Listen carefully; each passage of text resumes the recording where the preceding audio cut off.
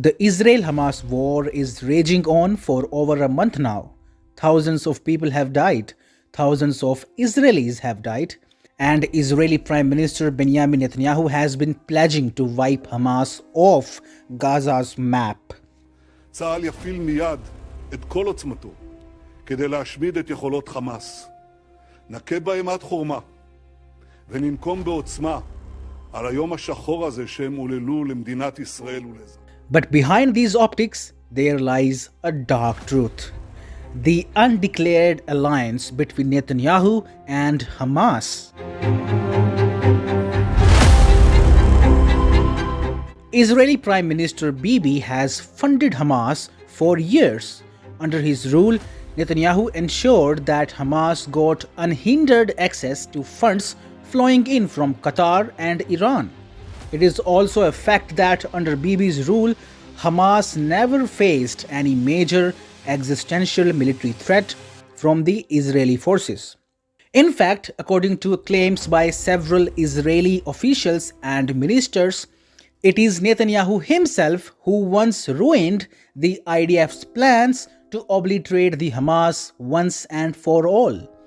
In 2014, IDF launched Operation Protective Edge in Gaza, which had the potential to wipe Hamas in its entirety. Netanyahu did something to derail that plan and shield Hamas.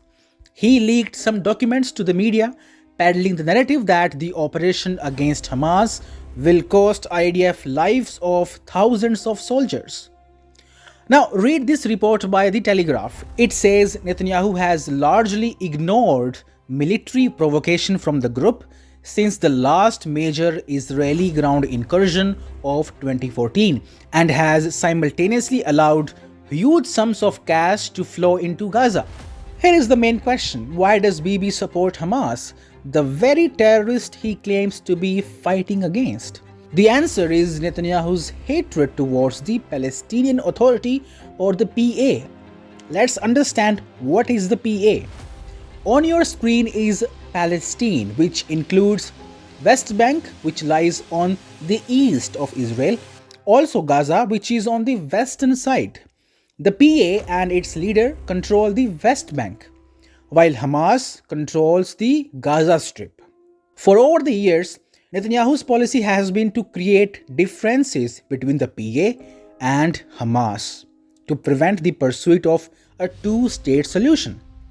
According to Vion, in 2019, Netanyahu himself admitted that he supported the policy of enriching Hamas to keep the PA at bay. He had said, "Whoever opposes a Palestinian state must support delivery of funds to Gaza because maintaining separation between the PA in the West Bank and Hamas in Gaza will prevent the establishment of a Palestinian state."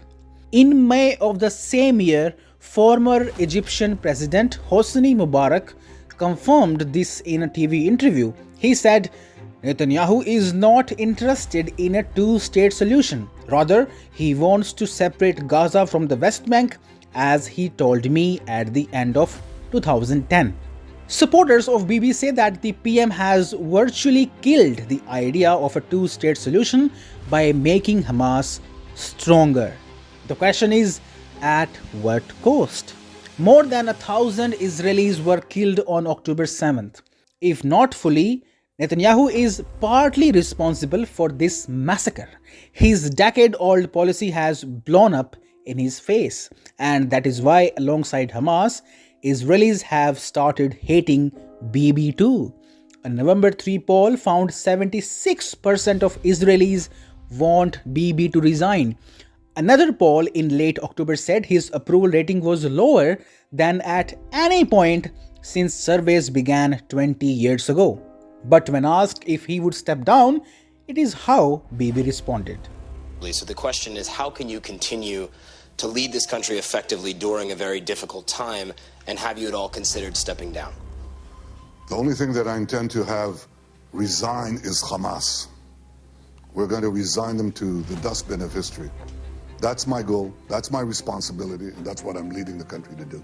Did you hear that? He is not stepping down, at least not until the next elections take place. That's all for today. Thanks for watching. Now you can subscribe to Outright for more such videos.